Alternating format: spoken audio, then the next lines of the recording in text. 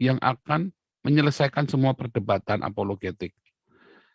Hal-hal ini daripada debat kusir, ya ada orang sakit sembuh, nubuatannya ampuh terus ya kan, usir setan, orang yang kerasukan-kerasukan itu terus langsung setannya pergi, ya mujizat yang aneh-aneh itu jadi itu ya, itu akan melenyap, akan menyelesaikan semua debat kusir. Itu faktanya, ya orang datang langsung. Tetapi ya lihat 23, lihat ya, nanti Yesus akan berkata, aku tidak kenal kamu. Karena ada ayat 21. Yaitu apa? Tidak melakukan kehendak Bapakku. Ayat 21. Kenapa orang-orang ini diusir? Karena ada ayat 21. Ya, ayat 21. Ya, melainkan dia melakukan kehendak Bapakku. Dia harus melakukan telema atau pater. Telema ya, kehendak dari tau pater, father itu ya, dari pater. Pater itu kan dari bahasa Yunani, pater, father. Jadi kehendak Bapa. Apa itu kehendak Bapa sebenarnya? Nanti kita akan balik ke sini lagi ya. Nah, inilah bagi orang yang melakukannya. Namun bagi kita yang nonton, kita akan terpikat seperti dalam Matius 24. Dan itu akan terjadinya mulai dari zaman para rasul, ya sampai dengan zaman hari ini. Yesus sudah cerita 2000 tahun. Yesus dalam cerita, Matius 24 itu adalah cerita 2000 tahun setelah Yesus. Nah, saya nggak akan cerita tentang antikris rapture, segala macam nanti kepanjangan. Tapi saya sedang mau mengajak Anda memikirkan, sebenarnya apa sih yang Anda harapkan dari pertemuan-pertemuan kita ini? Apakah show ini? Apakah show yang seperti ini? Apa yang Anda harapkan dari pertemuan-pertemuan kita? Dulu saya mengharapkan ini, ya dulu. Karena buat saya ini adalah sebuah apa ya, menarik sekali. Wah, orang lumpuh berjalan, orang buta melihat. Nah, dulu gembala kami yang di kota kelahiran saya itu ajaib ya. Itu mujizat-mujizat terjadi dan saya selalu berdoa supaya dikasih karunia-karunia ini. Namun kita lupa ya bahwa karunia-karunia ini bisa menipu dan itu terjadi dan Tuhan ajarkan setelah aniaya-aniaya yang luar biasa itu nanti akan muncul. Kenapa bisa akan muncul? Ya, karena setelah aniaya itu nanti akan ada masa tenang, lalu bermuncullah Mesias palsu. Pertama ada aniaya dulu, ya ada aniaya, lalu kemudian muncullah Mesias palsu. Habis Mesias palsu muncul lagi aniaya lagi. Ada masa-masa itu bergantian. Kenapa? Karena Mesias palsu, nabi-nabi palsu ini yang menyesatkan, akan membelokkan orang dari jalan Tuhan. Satu-satu diruncutin dengan segala itu tadi perbuatan-perbuatan yang memukau. Dan itu yang Anda cari. Akhirnya apa? Iman kita nggak bertumbuh. Karena kita nyari entertain ini. Tetapi kalau Anda mencari Tuhan, ya, melainkan dia melakukan kehendak telem atau pater, maka Anda nanti akan dituntun kepada kebenaran, setia kepada kebenaran itu. Di tanah Kanaan itu Anda kan stabil. Makanya akhirnya orang-orang sudah di tanah Kanaan, jeblos lagi, balik lagi kepada gurun. Itu tadi balik, jatuh kepada bangsa-bangsa, nanti ada masalah ini, masalah itu, ini lagi, ruwet lagi, bencana lagi. Anda nggak bisa menikmati Kanaan itu. Kenapa Anda nggak bisa? Saya banyak melihat orang bisa menikmati tanah Kanaannya, tapi kenapa banyak yang nggak bisa? Karena dia nggak bisa pertahankan, yaitu melakukan kehendak Bapa yang di surga. Apa itu? Yohanes 6 ayat 40. Yohanes 6 ayat 40. Ya, kehendak Bapa yang di surga. Itu apa? Supaya setiap orang yang melihat anak percaya kepadanya. Dan Tuhan Yesus akan membangkitkannya di akhir zaman. Ya, hidup kekal. Itulah kehendak Bapakku, kata Tuhan Yesus. Itulah telema atau pater. Ya. Apakah telema atau pater? Inilah kehendak Bapakku. Yaitu supaya setiap orang yang melihat anak dan yang percaya kepadanya beroleh hidup yang kekal supaya aku membangkitkannya pada akhir zaman. Itulah kehendak Bapa. Satu, supaya setiap orang melihat anak. Bagaimana supaya setiap orang melihat anak? Kalau Anda pelit kepada tetanggamu, kikir untuk memberi makan, bagaimana orang mau melihat anak? Bagaimana orang bisa melihat Yesus? Yesusnya sudah di sorga, sudah jadi alam roh, ya. Supaya setiap orang melihat Yesus dalam hidup kita. Melalui apa? Melalui perbuatan baik kita, ya kan? Diakonia. Ketika Anda memberikan diakoniamu, memberikan pengampunanmu, orang melihat Yesus dalam hidupmu. Tapi ketika orang melihat kekikiran kita, pelit kikir, ya, ketika melihat mobilmu yang mewah, orang tidak akan melihat Yesus.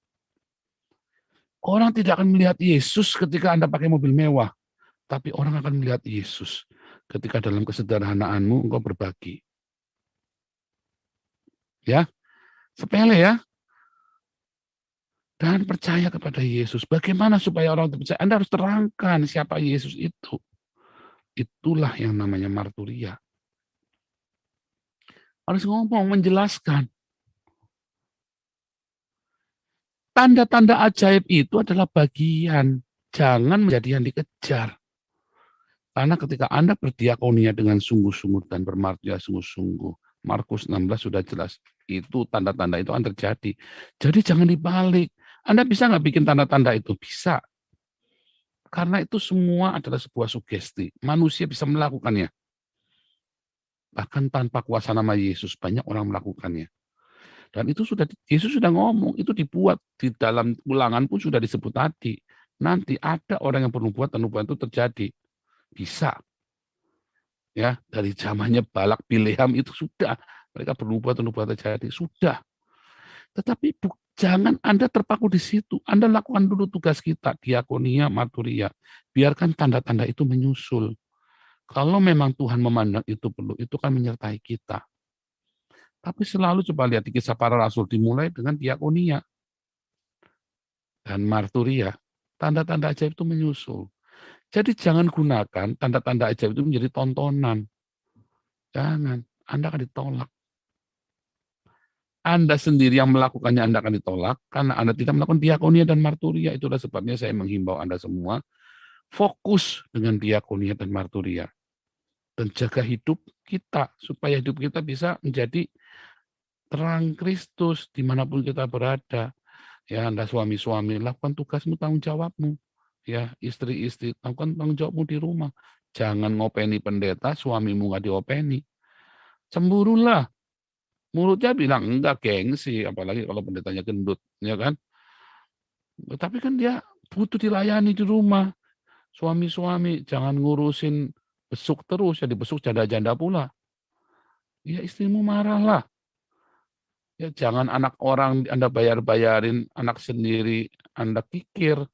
Anakmu marah. Hai bapak-bapak, jangan panggilkan marah di hati anak-anakmu. Ya, anak-anak, Anda jangan ngasih perpuluhan kalau orang tuamu masih kere. Biara dulu orang tuamu. Nanti Anda akan mengenalkan Yesus kepada mereka. Oh, orang tua sudah saya Kristus, sudah Kristen orang tua. Iya, tapi mereka sudah kehilangan iman Anda. Begitu ngelihat Anda meninggalkan dia, diabaikan semua orang tuamu, ya kan? Kalau buang air aja sampai seharian nggak ada yang ngurusin. Orang tuamu kehilangan imannya. Benarkah ada Tuhan Yesus? Benarkah anak saya itu seorang hamba Tuhan yang melayani Tuhan? Saya aja nggak diopeni kok. Anda lebih ngopeni orang lain daripada openi orang tuamu kok. Nah, itu ya. Jadi biarkan orang lain melihat Kristus melalui hidup kita. Ya, maka itu logos itu harus jadi rema supaya ada buah roh. Kasih, sukacita, damai sejahtera, kebaikan, kemurahan, kelemah lembutan, ya, kesetiaan, penguasaan diri, kesabaran. Semua itu ada dalam hidup kita. Logos itu harus jadi rema. Bagaimana logos jadi rema? Ya logosnya dibaca dulu. Remanya bagaimana supaya jadi rema? Anda terus konsisten dalam diakonia, marturia, dan selalu jaga kekudusan. Makanya sibukkan dirimu dengan firman Tuhan, sibukkan dirimu dengan diakonia, jangan nganggur. Ada waktu luang, jangan buat nonton-nonton, browsing-browsing nggak jelas. Tontonlah videonya Nabi ke-26. Dan begitu ada waktu luang, ikut terjun diakonia, jadi volunteer. Supaya sibuk, ya. Nah, kalaupun Anda dan anak-anak Anda sama-sama sekeluarga, senang. Acara yuk, kita sore jalan-jalan, apa ya bagi-bagi nasi. Anda nggak bisa gabung dengan ini Damaris, Anda lakukan sendiri. Kayak saya dengan istri saya dan anak saya, tiap malam kita kerjaannya bagi-bagi susu kotak, ya, susu kotak itu buat anak-anak yang itu anak-anak pengamen-pengamen itu tiap malam kita yuk kita keluar jalan-jalan yuk, muter-muter kita sambil bagi-bagi, senang. Nanti ya logos itu pelan-pelan dalam hidupmu bertumbuh mulai bertunas, jadi rema. Dulu kita nggak nyangka ya sampai sejauh ini ya, rema itu bisa sampai sejauh ini kita nggak menyangka. Bayangin kita yang lagi porak-poranda, yang setiap kali kita naik mobil di dalam barang-barang berantem, sampai itu jadi rema. Kita selalu siapin ada susu kotak dan selalu siapin itu ya makanan-makanan sehat yang itu buat anak-anak itu ya, roti, bolu atau apa nih kita bagi-bagi gitu ya. Kita nggak pernah kasih uang. Kita nggak menyangka logos itu jadi rema yang sebesar itu dan kita punya iman yang besar. Waktu kita bilang Tuhan suruh kita ke Eropa, wah isi saya kejang-kejang, saudara. Serius, ya anak kejang-kejang waktu kita bilang mau ke Jerman itu. Wah kita ribut tuh, ribut gede udah nggak pernah ribut lagi tuh gara-gara saya mau ke Jerman. Wah kita mau berangkat itu, wah itu tadi ya Tuhan terus tuntun, Tuhan buka jalan satu persatu ya. Tuhan buka jalan. Bagaimana coba? Kita nggak pernah menyangka logos itu jadi rema yang besar seperti ini. Bagaimana dengan Anda? Apakah logos itu sudah jadi rema? Ayo berdiakonia, ya. Mulai berdiakonia. Apakah logosmu itu sudah menjadi rema dalam hidupmu sehingga menghidupi hidupmu setiap hari? Ayo mulai lepaskan pengampunan. Anda mungkin nggak bisa ngomong lepaskan aja Tuhan pokoknya aku sudah mengampuni suamiku. Tuhan pokoknya aku sudah mengampuni si culun itu Tuhan. Lepaskan pengampunan, mulai katakan pengampunan sekarang. Ya. Nanti logosnya akan jadi rema dan akan ada buah roh. Otomatis itu akan penuh dengan kasih, penuh dengan sukacita dulu ya. Itu ada sebuah urutan ya dan kemudian ada damai sejahtera yang melampaui segala akal. Utang mah masih banyak, Saudara. Tapi akan ada damai sejahtera itu penting supaya Anda bisa mikir langkah selanjutnya apa. Kalau Anda nggak damai sejahtera, mikirin utang terus nggak bisa. Utang boleh banyak, yang penting hati penuh dengan damai sejahtera. Karena kan utang kesalahan kan yang harus Anda perbaiki. Tapi kalau Anda nggak punya damai sejahtera, nggak baik-baik. Tapi kalau Anda punya sukacita dan damai sejahtera, itu nanti Anda punya jalan. Ada cara, ada banyak sekali cara ternyata yang baik. Ya, ada kebaikan, ada kemurahan dalam hidupmu. Itu otomatis akan mengalir karakter-karakter surga itu. Ya, Anda akan punya ide bagaimana cara saya bisa mengampuni. Akhirnya Anda punya ide, oh iya oke supaya jangan kayak pecundang, bagaimana saya supaya bisa mengampuni ya. Itu semua akan keluar mengalir. Itu ya, itu nanti Anda tidak akan mudah diperdaya. Kalau Anda logos itu begitu kuat dalam hidupmu, Anda tidak akan mudah diperdaya.